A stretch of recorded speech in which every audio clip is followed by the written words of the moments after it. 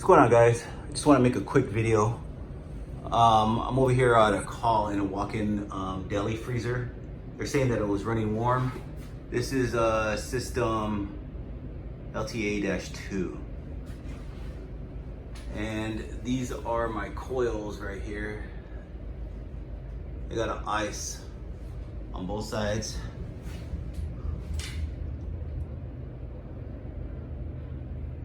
And my fans are not running because I forced it into a defrost. I wasn't gonna make this video, but I just wanted to point something out on these particular calls. I went ahead and I forced it into a defrost and I put my amp probe on, and I'll do that over here too as well. That way I can show you guys. My heaters are not working. So let me go ahead and get my the electrical set up so I can show you the amperage that it's not pulling. Let me get that set up for you guys. Okay, so right here, there's my electrical for my coil. There you go. Now, I'm gonna put my meters on volts, which is already at. And this is the black wire and the red wire right here are my power for my heaters that are right there. So I'm gonna go ahead and put I should get 208 going across my wires. I'm getting 0. I got on voltage. Okay. So, and obviously I'll be only pulling any amps, right? So I just wanna show you guys why this always happens. It's a freezer. When they stock it, they get cold. When they clean it, they get cold. Well, these right here are switches. You got switches for your fans and you got switches for your heaters. They always hit the wrong switch and they hit the fans. See, I believe, I don't know which one is what yet. We used to have them marked, but of course it fades after a while. So I'm gonna hit that one where the arrows are pointing.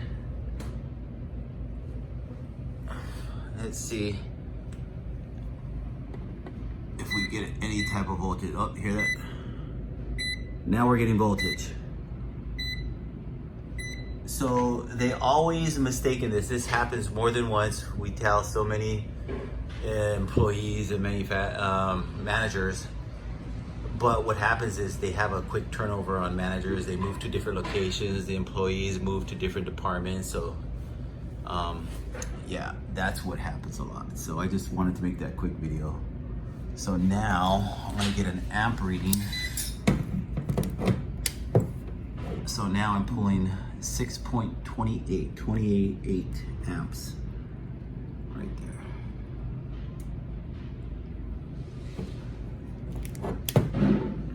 And then my coil should be clearing out, because all it is just frost. Enough frost to won't allow the air to flow through and cause a high temperature alarm, which I got right now. So I'm gonna let it run through its full cycle, defrost, and then I'll come back to it. All right, it's a little louder in here. Hopefully you guys can hear me, but I'm in the motor room. So this is a controller, it's a Spectrum Novar. So right now, I'm on rack A, got my alarm going on. So I'm gonna punch in my code. And then I go to loads. Then I go down to my circuit defrost, and then I go into defrost again, defrost points, and then there's A2, which it's in defrost right now, and then that's how many times it's in defrost at 2 a.m. and 2 p.m. Right now I got 7 minutes left, and I forced the defrost here. I just tapped over to yes, and then I hit enter, and that forced my defrost.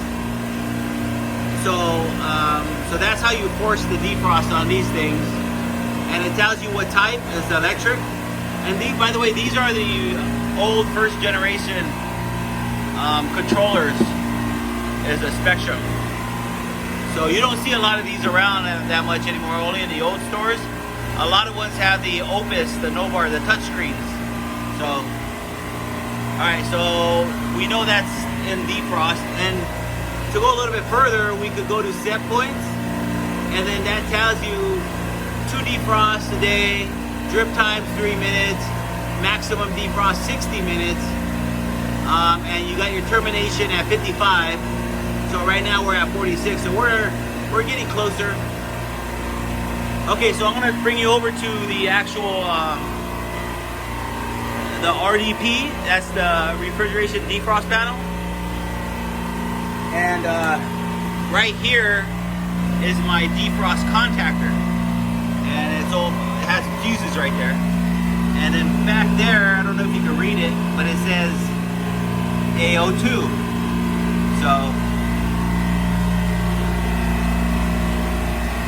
So right now I'm gonna just show you my amps on that. I only got one hand, so I'm using the other hand to untangle my meters. Alright, so right here I'm just gonna put my amp. So I'm pulling 12 amps on that leg, and the same amount of amps on the L1 and L2. So that's a real quick, this is my toggle switches. So this is the system I'm working on right here. And that's lit up. I don't know if you can see it, but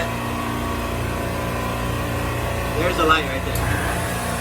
So right now it's on.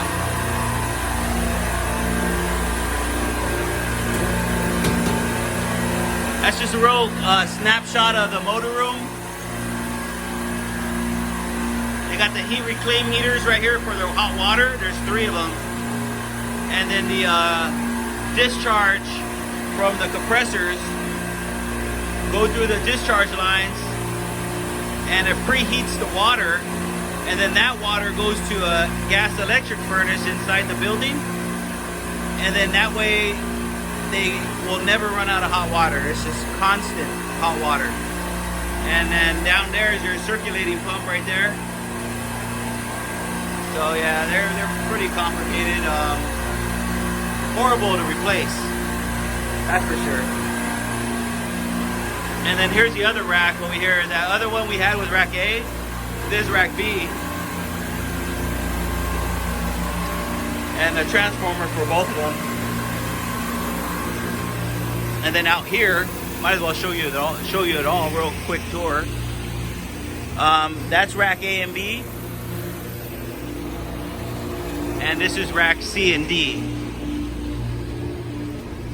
C and D is pretty much the same setup.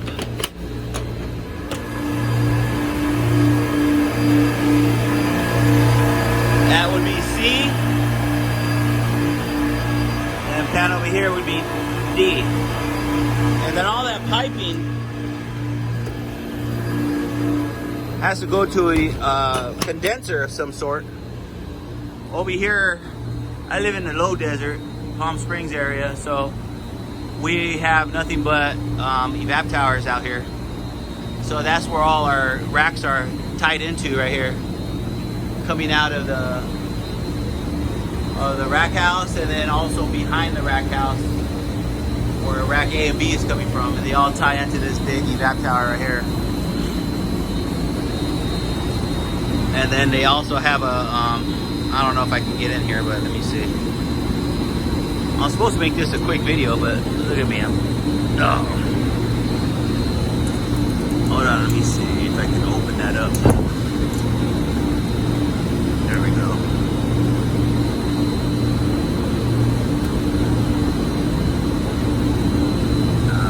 There we go. Right here, they have the inverter here. It's a ABB.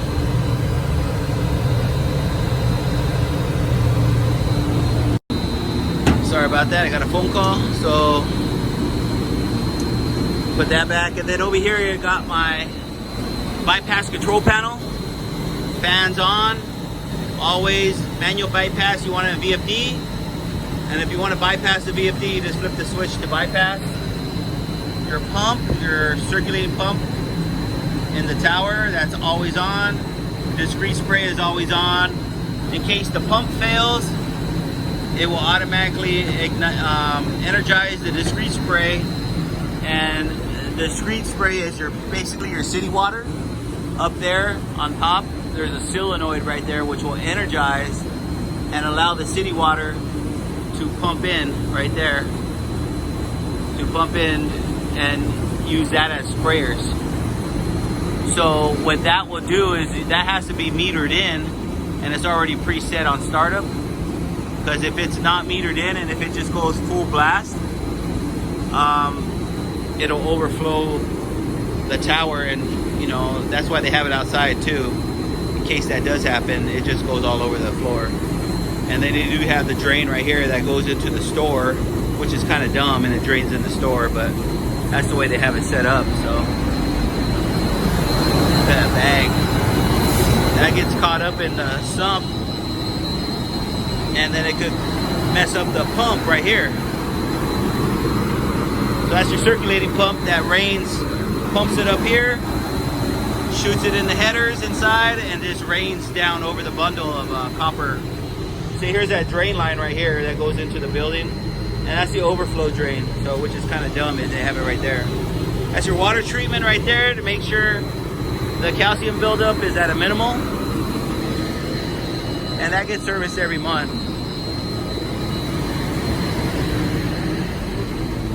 So there's a model of that. All right, let's go check out the walk-in freezer.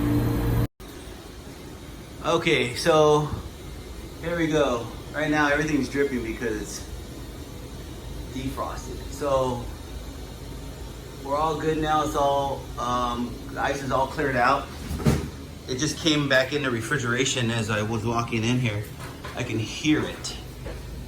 So here you go, my ice. It's all cleared out. I don't know if you can see in here, but yeah, you can't see nothing in there. Let me get my light. Yeah, all inside of there is all clear. Yeah, you can't see nothing in there. Maybe. If you take a little glimmer of that coilness, but that's all clear. On the side over here too. And that's just the frost because the refrigeration just started. So it's a little beat up because the employees back in the day when this was first happening, they were trying to chip the ice away, so they were doing all kinds of funky stuff, and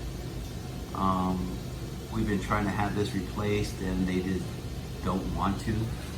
I can understand, it's all money, but you know. So this switch right here stays in the on position like the arrows say.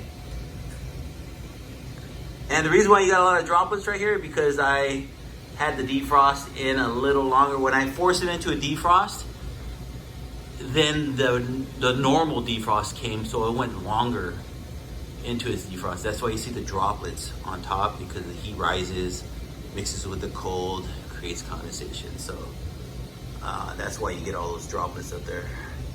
And then that's my fan right there. So I don't believe I touched my fan switch. So the yeah, that's on right there. So I'm just gonna go ahead and put all my covers back on. We're pretty much done here. And then I'll talk to you guys in a little bit. Let me put all this stuff on, and then I'll film the very end of this. All right, you guys, check that out. Got my fans on.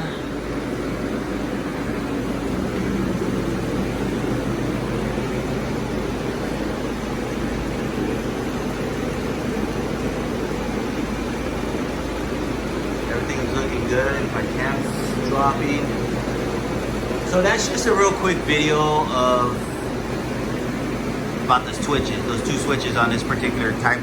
These type of stores that have two switches up there.